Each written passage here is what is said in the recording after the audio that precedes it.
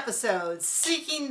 Not Seeking Sister Wife. Sister Wives, Season 10, Episode 6, Part 2, Baby Sister is Born. I took almost no notes, and it was an awful episode. I want to know, in the original airing versus now, 2016, because I remember Crotch Watch being a thing, and it was sure...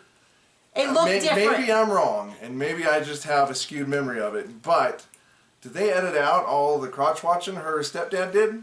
So he was sitting on a chair at the foot of the bed, but that was mostly when she was up moving around. And when she was actually laboring... That's how it was edited, yes. Yes. And then you can't actually see where he is when she's giving birth, and it's kind of covered. The other thing is, I'm going to say something that surprised me, and then when I thought about it, I went, oh, of course. Of course this makes sense. So what surprised me at first is, this is an episode, this half of this episode is all about Robyn giving birth. Now, who always talks through the interviews? Robyn, always. Who everything. Always talks about what Janelle and Christine and Mary feel? Robyn. And what Cody's saying, or what Cody means? Robyn. So you would expect that an episode all about Robyn, who do you think the interviews would be with? Cody. Yeah, that's what's really strange. So it's all Cody. It's all Cody. This episode could have been 15 minutes, but there was so much. They would show Robyn for like 5 seconds and then cut to Cody talking about how women give birth. And I was like, if there was one episode where it would make perfect sense to have Robyn talk... A lot, it would be this episode, but it didn't. But then I started thinking about it, and I was like, of course. Of course the only time Robyn wants to talk is when she's telling other people's business. I mean, yeah. I mean, it does make sense that when you think about it, Robyn is specifically only interested in talking about other people and why they're wrong and why, because we do get quite a bit of interview with her when she has the opportunity to discuss the kids and the baby. Where she can talk about how... You mean when she gets to badmouth everybody else's kids. Everybody else's kids, how awful they were, how terrible. Then she perks up quite a bit. She has a lot to say in the interviews. But up until then, what we do get a lot of is this continuation from last episode, last season... Hello. Last weekend... Half episode. Last week we talked about the first half of the episode, and from the first half of the episode... Words is hard. It is hard. There was a lot of discussion around the fact that Robyn had a bad feeling. And what bothered me was they didn't make any changes to their plans based on this bad feeling. It is not my place to decide how everyone gives birth, home birth, hospital birth, but I would hope that if you have really bad feelings about it, you would then make smart decisions. You would make the most conservative choice you could when it comes to the health of your child.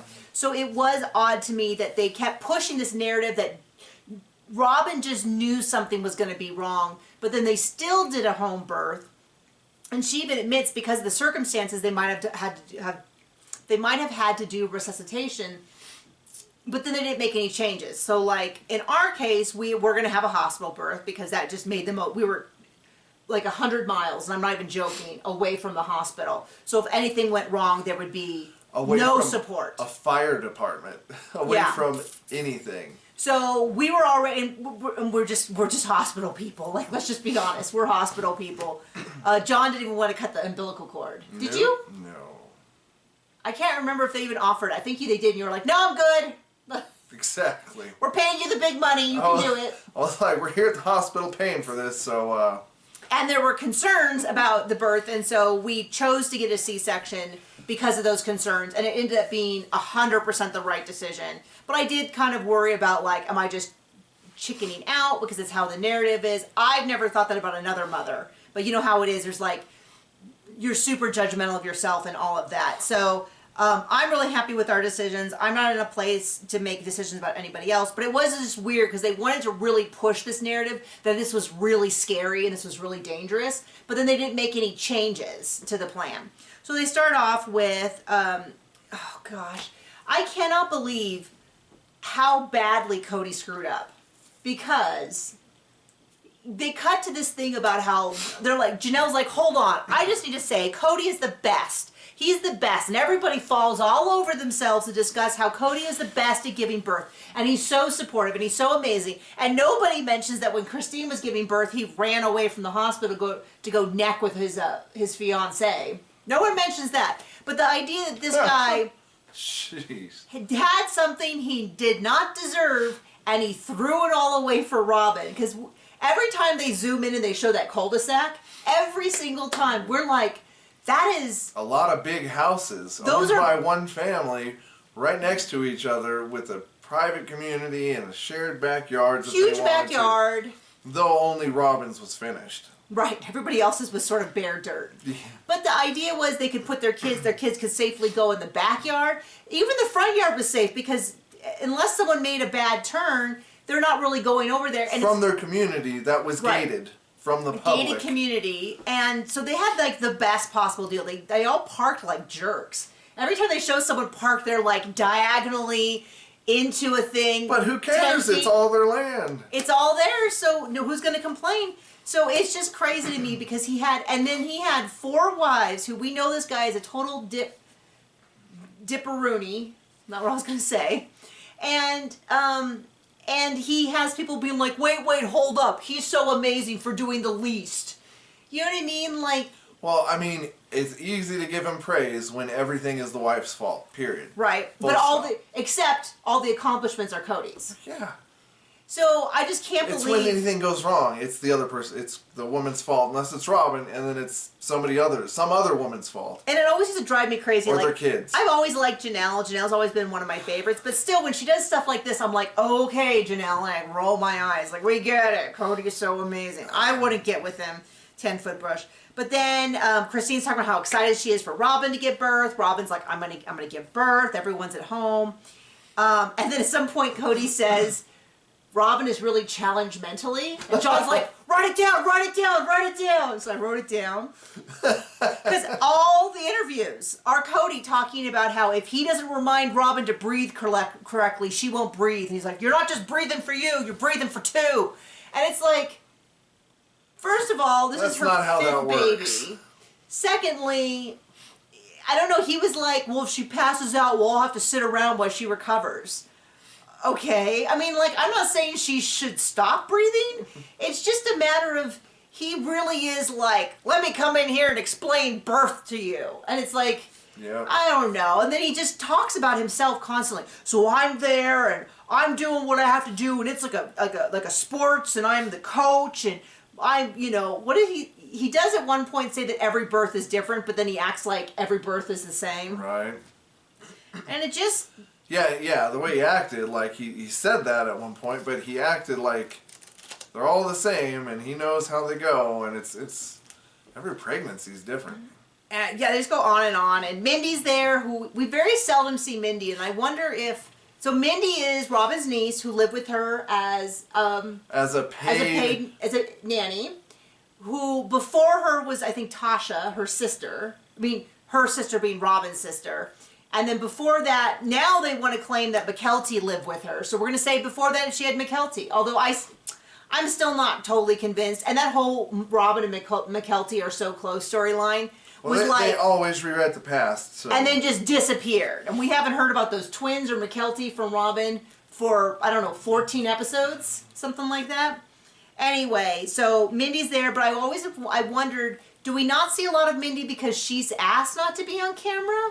Or because they realize it just doesn't make the family look good if Robyn has a live-in nanny. Also, what does the nanny do? What does the nanny do? And then it's really funny because they talk about how everyone's there. You see Aspen at the house, and Aspen is cleaning up. And I'm like, oh, of course Aspen's there cleaning up, doing also nanny work.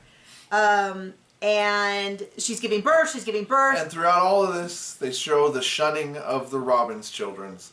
Oh, wait, no. No. The opposite. No, everyone's super nice to Robyn's kids. They're at different people's houses interacting with the children who love them. Yeah, I mean, it's just like, I just roll my eyes at this narrative that no one was ever nice to Robyn over her kids. And when the reality was, it seems like they were in a pretty good place for I mean, a long I could time. care less, except it hurts the kids who had nothing to do with these terrible lies and decisions, and it hurts the kids who. Well, Robyn's the other kids. Like, it hurts all the kids. Like, Robyn's an awful person. It's too bad she didn't stop all of her breathing. kids are going to have this big chip on their shoulder about all this stuff. They're going to have to go through therapy or not, and whatever. Although, I will say, what's crazy is they cut over to Dayton, and Dayton's, like, ripped. Like, he's in really good shape. And they cut over to Logan, and Logan's in great shape, and Hunter's in great shape, and I'm like, I do not remember this time period where all the boys in the family were just in phenomenal athletic shape. So I was like, okay, that's super odd. And then, what else? Oh, so Robyn's pushing. The head is crowned. She can't birth the shoulders. And can't birth the shoulders. And Cody describes it as April really gets in there. That's the midwife. And she does. She, like, leaps up on that bed and between the legs. And I don't really know what she's doing, but it did make me a little nervous. Would rather not know, too. It looks incredibly painful. Baby is born. Eventually found out that the collarbone is broken. They tell us the baby is 9 pounds 9 ounces, which does sound enormous in baby terms. They say that having the collarbone for these bigger babies is very common. The collarbone breaking. I can't speak to that one way or another. Yeah, our kid didn't do that till they were 1 or 2. 2, right before his 2nd birthday, he fell and broke his collarbone, and it was horrifying. He was fine. Like, he had a little sling, and he refused to use it, and we were like... 2 black eyes. Oh, gosh, it was awful. But, anyway... And the person in urgent care is like, no, I think they're fine. Yeah, the urgent care was like... And I was like, so you think this is fine? And it was, like, bruised and clearly not fine. And he's like, no, you're correct. Okay, yeah. Because he thought it was, he's like, no, I think the baby's fine, because he was so alert and moving and fine. And then he saw and he's like, no. Anyway, collarbones heal really well in most cases, unless it's really crazy. I mean, I've seen people who have to have surgery for it, but I think in general it heals pretty well. And then there's everybody comes into town to see the baby. Why do I have McKelty chair? Oh, there's this really funny moment. They talk about how Logan has been with Michelle for 9 months, and Janelle's like, well, if you really love her, why not just get married? And he's like, no, we can just be committed without getting married, which is, and Janelle's like, they have to make their own choices, and they were talking about... And Robyn calls him a slut. No, she does not. At one point, they talk about the fact that they're talking about something about post-graduation, and the implication was that if Logan and Michelle would just move in together, and Cody kind of makes like a with McKelty, right? No, with Leon. Oh, because they were thinking of applying to the same grad school for PA, but I don't think either one of them did that. I think they went in a different direction. But at some point, McKelty's saying, yeah, you can come visit me, you can stay with me even. I have a beanbag, and we were like, I'm sorry, what? I don't know the thought process. That's fine. Unless she's saying you can sleep in the beanbag. That's how it was said. And I'm like, oh yeah, that sounds awful. Yeah, I mean, a beanbag might be a nice place for a nap, but I don't think I'd want to sleep in one all night, even one of those huge ones. Yeah. But anyway, it was very odd. When I was a kid, I had to go to the hospital because I stuck a bean up my nose from a beanbag. John. Don't give our son any ideas. Yes. But anyway, they're kind of talking about, and then what's really interesting is they talk about how they're making everybody change shirts and wash their hands before they hold the baby. I don't think that's too much. But now they tell us that he had, I believe, RSV. Solomon had RSV when he was a few months old. And they have footage of it. They have camera footage of it. But they didn't use when. They didn't tell us then. And so it's so odd to me that somehow... like, we just don't hear about these things when it's Robyn's family. And then you wonder why no one's interested in Robyn's family and why no one has any... There's nothing to balance out all the awful stuff she does. If it's about her, she doesn't want to do interviews. If it's about anybody else, there's a chance to talk about how critical... Because then, she's just fine talking about how Hunter wasn't very nice when Solomon was born. How these kids weren't very nice. How those kids weren't very nice, but they're better this time and they're being nice. And... Logan didn't come forward soon enough to hold the baby and all this stuff. And I'm like, geez, Louise, lady, just back off. And then nobody knows the whole reason that Cody's been saying baby sister's coming is they haven't decided on a name. there was something about Esmeralda, and I never quite got if that was like a name that she hates that he was pushing for or what. I think it was just, yes, Robyn hated it, and Cody teased her with it. And she did not find it amusing at all, and I did not either. So I guess for once, Robyn and I had something in common. And then they announce it. The name is Ariella, and they're going to call her... Ari. No. Yes. No. They are. They're going to call her Aria. No, they're not. But that's what they say they're going to do. And then one of the kids goes, not Ari. And they're like, no, Aria. And I don't... we're going to have to track it over the next few episodes, whether they ever call her Aria. Because I've never... When they said that, I was like... Is this the Mandela effect? I don't remember this at all. It's always been Solinari. Solinari. One word, Solinari. And what's really funny is that they're using the word tender a lot. Because in this episode, they were like, well, Solomon's too tender to be there and watch the actual birth. And I was like, that's such a weird way. So was Brianna and so was the older one too. Because they were all not allowed in. That's true. And at the door. Yeah, the girls were at the door, like, so crazy excited and all of that. Not allowed in. Not allowed in, but I guess just Solomon was too tender. That's the only one they named. That's the only one they named, and they called him too tender. And I was like, that makes him sound like, hey, you got some tender chicken nuggies. Anyway. Right for the spit? Is that what it is? Never mind. Okay. Bad joke. I don't know. Yeah, and that's the whole episode. We got through the birth. And that's it. Was a horrible episode. We at one point sped it up to 1.5 times speed. Because Cody standing in front of all the kids wanting to announce the names, he just kept going and going and not announcing it and not announcing it. He was such a person that just wouldn't it be nice to see him smacked? He was just such a spoiled little here's jerk. The thing. Like, oh, everybody shut up. I want to say something. Oh, be quiet. Stop talking about And it's like, okay, her name is, well, why are you looking like that? Just because you're making it a big deal. Oh, well, then all the kids would start talking again. And then he'd do it again. It's like, if he didn't want a big family. He shouldn't have had a big family. Well, it reminds me of like when you're trying to put a kid to bed and they're like, hold on. I just wanted to tell you something. Okay, honey, what is it? So I have to go to the bathroom.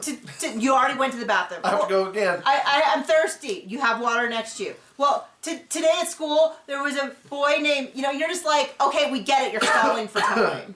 It was so obnoxious. So anyway, that is the episode. Thank you for joining us. Bye.